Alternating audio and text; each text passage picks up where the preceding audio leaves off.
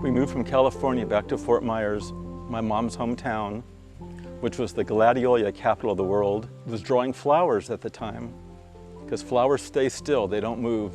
They're a good model. Throughout school, I was always drawing flowers, people, landscapes. 5th and 6th grade, we always had a little class where we planted something.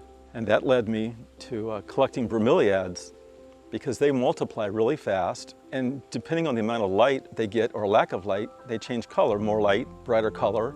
Less light, they're more of a green color. I grew to appreciate how easy they were to grow. And most bromeliads are epiphytes, and you can attach them to a tree. They really don't need soil. So you can plant bromeliads on the ground and attach them to trees, so you have a up and down visual of plants throughout the garden. And then in high school, I was probably one of the better artists in the class, and I got an award for Outstanding Art Student, which led me to a scholarship to the local community college. And there I started an exhibition of my small works, which were plant-based. Well, later on, I was noticing that the plants were all interconnected like puzzle pieces. And I had this huge bromeliad collection on my patio. It got so big that I finally said, I'm going to move my bromeliad collection out into the yard.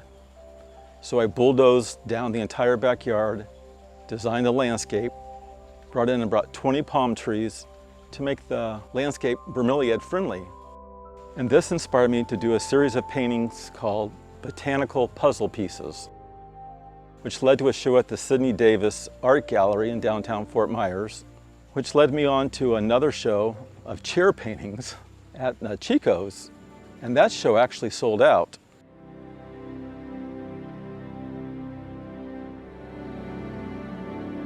On the Botanical Puzzle piece, I went in the yard and I found crotons, bromeliads, and orchids.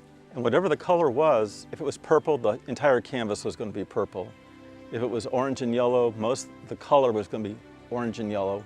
I would sketch it out, try to make a nice composition on the canvas. Sometimes the entire flower engulfed the canvas. Sometimes it stayed low to the canvas. And then I used the puzzle pieces as background foliage.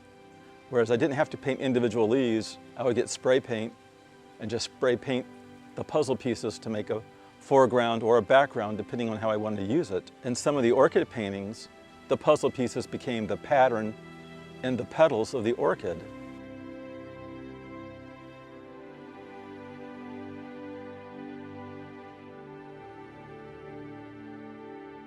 The inspiration comes from the color. Some bromeliads have purples and reds, which you don't see together, or yellows and oranges, or even the crotons have unusual patterns in their leaf structure. And some bromeliads, their leaves are green on top, but they're magenta or red underneath. And when the wind blows them, the color shifts. So sometimes you can change up colors just to say, wow, look at that color. That doesn't look like a palm tree or an orchid, but yet you'll remember that painting because that palm tree was purple, or that you painted that orchid blood red. You'll remember that. So color plays an endearing part in remembering the canvas and what it evoked.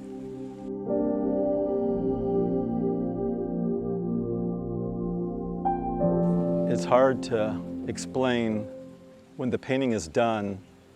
I'll go back and sometimes I'll see the individual colors, and I usually add little circles of color to help your eye go from up to down to east and west, north and south. And once I know that there's total eye movement around the canvas, I pretty much call it quits, and then I know the painting's done.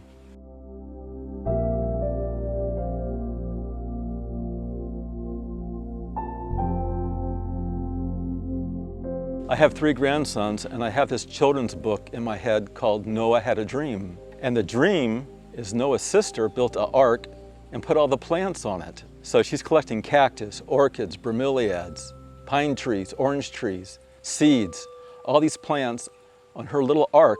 So I want to draw this little ark behind Noah's ark, and it's loaded with plants and butterflies flying above it and birds and bees and all the insects. And that's a children's book that's been in the back of my mind for quite a while. And one day I'm going to draw it and get this book published called Noah Had a Dream.